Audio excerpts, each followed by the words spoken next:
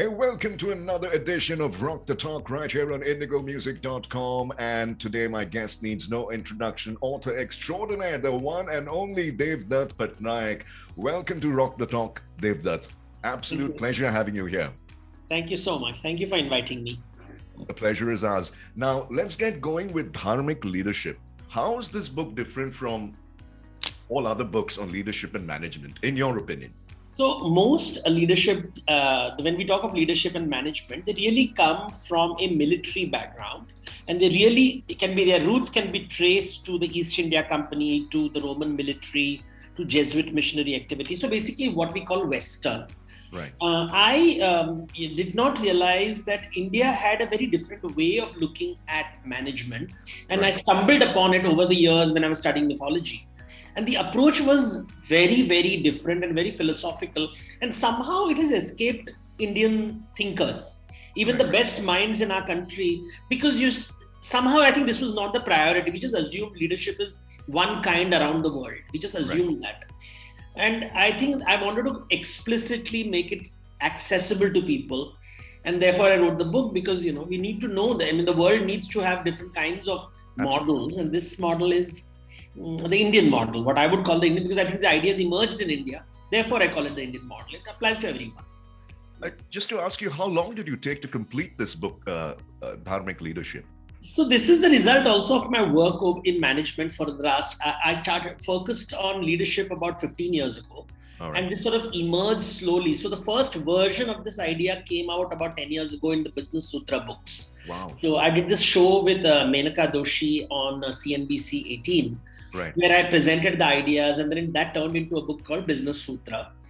But it sort of emerged from there about 10, 15 years ago. But today it's refined. It's very, very, because I worked in the last 15 years, I worked with the Future Group, the Big Bazaar. Then I worked with Kishore Biani. Then I worked with Mukesh Ambani before the Jio launch. I was part of his team for about 5-6 years.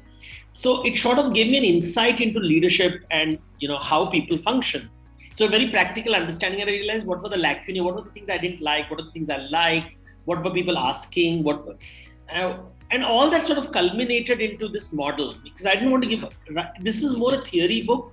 It's not like 10 steps to become successful or 20 steps to become that. I've written those books also. But this is more to make you think, what is leadership? Why do we want leaders? So it's more fundamental. Right. Now, Devdutt, do define dharma and leadership through dharma. So dharma word is used very casually nowadays as a catch-all phrase to mean anything from righteousness to goodness to justice to even the Indian way that we are dharmic. If you talk to your NRI cousins, they'll keep using the word dharmic as an opposite of Christian and Islamic ideas. Right. Broad. So they use these various words. I'm using it very specifically based on a story from the Shatapatha Brahmana. Shatapatha Brahmana is a text which was written 2,700 years ago. And its same idea is repeated in the Vishnu Puran, which was written 1,500 years ago. So it's a very old idea, which basically says that in the jungle, the mighty eat the meek, right? So the big eats the small. That's how nature functions. The big animal eats the small animal. But human society is based where the strong take care of the weak. Right. That's dharma. So when at any relationship, if the strong is dominating the weak, then it is adharma. When the strong is enabling the weak, it's dharma. That's the basic definition of dharma, which you find in the scriptures and storytelling traditions. It's a very simple but very difficult to implement idea. That sounds very interesting. Now, Devdutt, in today's world, how does one, begin ahimsa? We're all insecure to a point and fearful as well. Things like unemployment in a performance-driven world. Where does one actually begin? So, ahimsa is a concept because we think of Gandhi. Again, when I use the word ahimsa, instantly in front of us, Mahatma Gandhi comes, and we think of non-violence movements. Now, Gandhi's approach was a very political one, and he said, okay, I'm dealing with a powerful enemy, which is very powerful, is a British might. I can't win against them if I use the same tools because they have better tools. So he reversed the game, saying that I will use a moral high ground and I will not fight. So in a way, it was an emotional blackmail. I will force you to acknowledge humanity. So that became the Satyagraha movement, that became the Ahimsa. But that's not the Ahimsa I'm talking about. I'm talking about the Ahimsa as it is written in the Vedas. Right. Now, the Vedas say that all living creatures will kill in order to eat. So Himsa is part of life. We consume, like a tree will consume nutrients, oxygen, sunlight. Right. Herbivorous animals will consume a tree, so there's violence there. Right. Carnivorous animals will consume a herbivorous virus, there's violence there. Big fish will eat the small fish, violence again. So violence is nature. Jivo jivatsya jivana. So that cannot be avoided.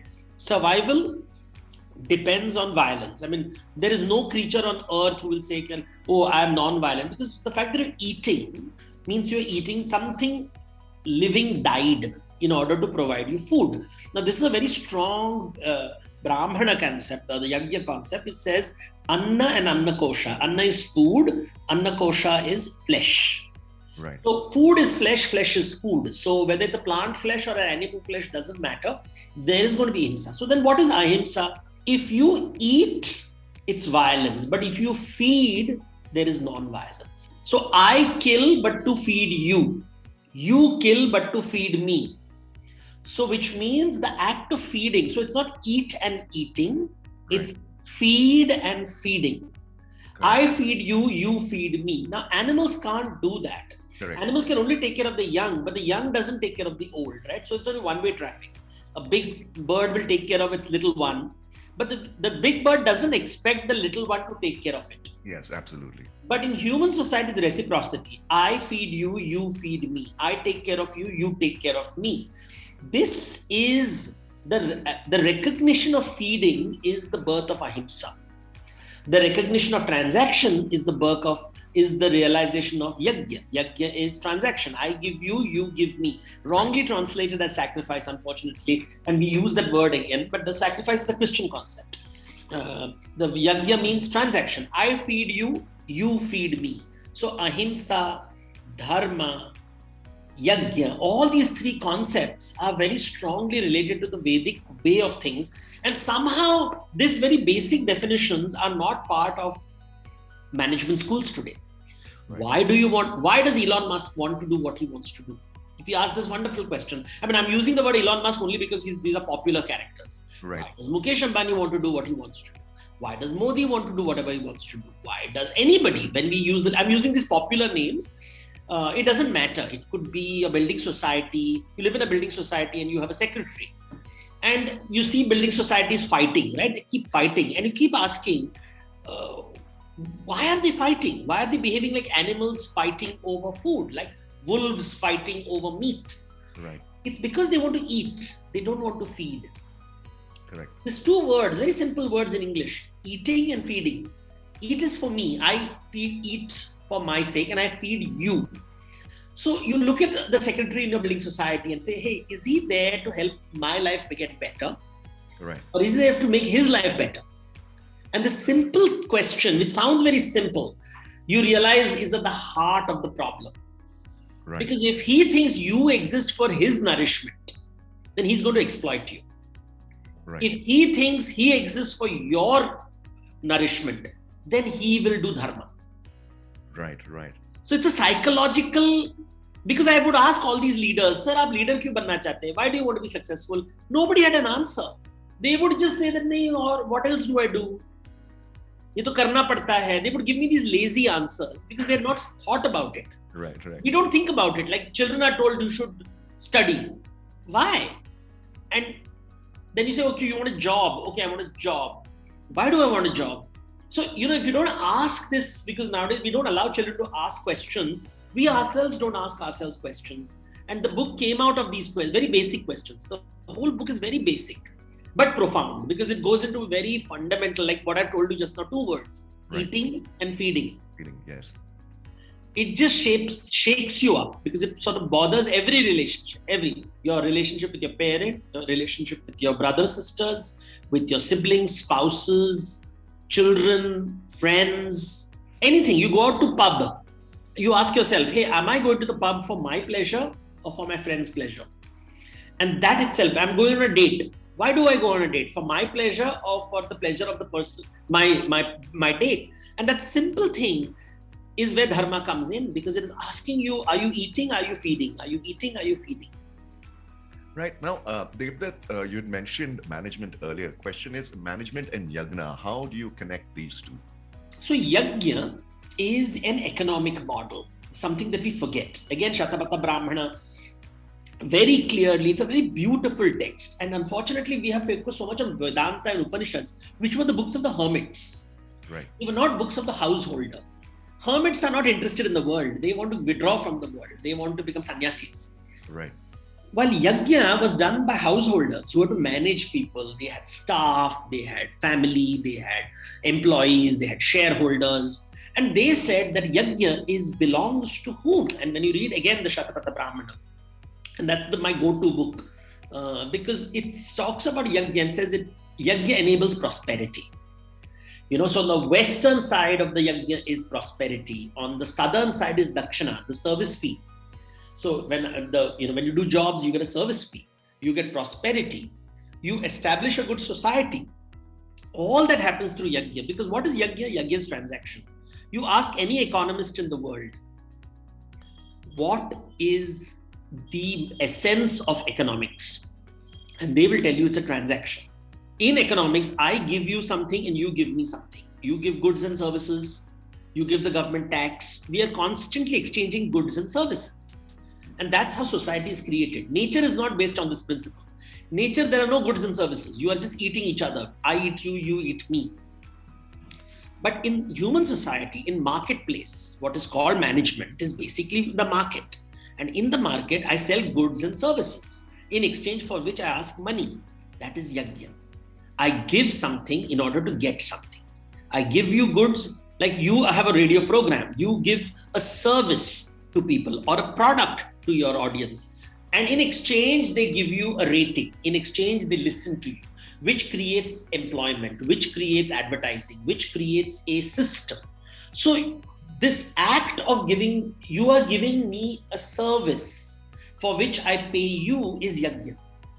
It's just that we have made these terms very exotic. We think of these Brahmins chanting ya, ya, ya, and swaha, swaha, swaha. And it's all exotic. We have given these exotic forms.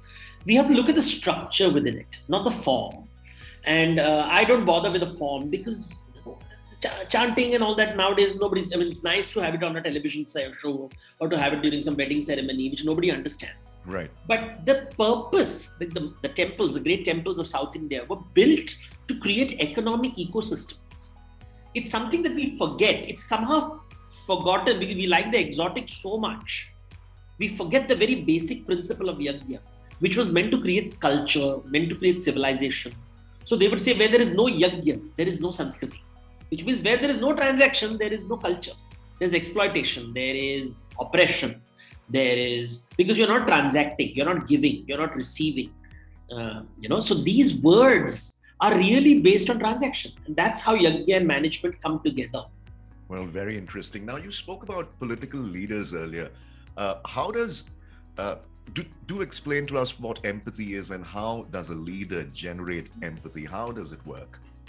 See, the fundamental question is, that's very personal and there is no objective way of figuring it out. But why does anyone start a business? I talk to software engineers who have startup companies. Right. And I tell them, who is your customer? And they will lie to me, of course. They will say, we are doing it for society. Then they'll tell me they're doing it for consumers. And I said, no, you're really doing it because you want to sell it to an angel investor. Because that's where you'll make your 100 crores and then you'll walk away and you'll make a fat pie. So why are you doing business is the first question to ask. And empathy is when you say, I'm doing it to solve a problem for others. The other matters for me. That shapes the way you deal with teams, the way you hire people, the way you delegate your problems. Because it's not about you, it's about them. Correct. That simple line that it is about them is a very difficult thing because we have to battle our own ego. Our ego wants nourishment all the time, and then ego is anti-dharma. Ego hates dharma because dharma is telling the ego, you don't matter, others matter. So the ego just hates dharma. And therefore there's always a battle between ahankara and dharma, constant battle. Right. And that's what empathy. So empathy is when you overcome your ego and say, others matter, other people matter. And that is the journey that we all have to go through. Right. Devdutt, to the viewers who are going to be watching this and to the listeners who are going to be listening to this on air, your message to them about dharmic leadership. Well, discover empathy. Ask yourself why do you do what you do? That's it. And then that's the beginning part. And then you understand transaction. Ask why you exchange, how you exchange, what you exchange, which is the purpose of the book. So the book explains how you do the exchange. Now, once you understand that life is an exchange, then you will ask yourself, how do you exchange things? Why do you exchange things? What do you exchange? Who is doing the exchanging? Now, these questions are elaborated in the book because I'm asking questions like, when I exchange, do I exchange goods? I talked about goods and services, but we also exchange power. I give power, I take power. I give knowledge, I take knowledge. So, goods and services is Lakshmi, and knowledge is Saraswati, and power is Durga. So I exchange, the goddesses are exchanged. Who is exchanging? Is it Shiva, who doesn't want anything? Is it Vishnu, who does things for you? Or is it Brahma, who wants things for himself? So Brahma, Vishnu, Shiva become to the story. Are you giving? Are you receiving? Are you doing it out of obligation? Or are you doing it out of initiative? Are you proactive? Are you reactive? These are the questions that I want readers and listeners. And it's a storytell product, and it's an audio book. It's not a book. So normally people I write books, right? People know me for my writings, but this is an audio book. You have to listen because it's Shruti. It's to be heard. And of course, we have an ebook format also, so you can read it while listening to it because it's a very deep book. It demands a lot of contemplation. My thing is that I want young people to ask these questions their parents never asked. We grew up, our parents never asked these questions. I'm telling stories from Jain mythology, Hindu mythology, Buddhist mythology. I'm talking about business practices in the Harappan civilization, right. Vedic civilization, what happens with the Mughals coming in, what happens with the Sultanates coming in, how these things change in India. So I want them to think about these questions, because economics is important, politics is important, philosophy is important. They're all intertwined. Right. Well, Devdutt, it's been an absolute pleasure having this conversation with you. Enlightening, if I may say. The audiobook is out. Go check it out. Dharmic Leadership. You have to give it a read. It's one of the best books to come out in 2022. Devdutt, absolute pleasure and honor having you here on Rock the Talk on indigomusic.com. Thank you. Thank you so much. Thank you.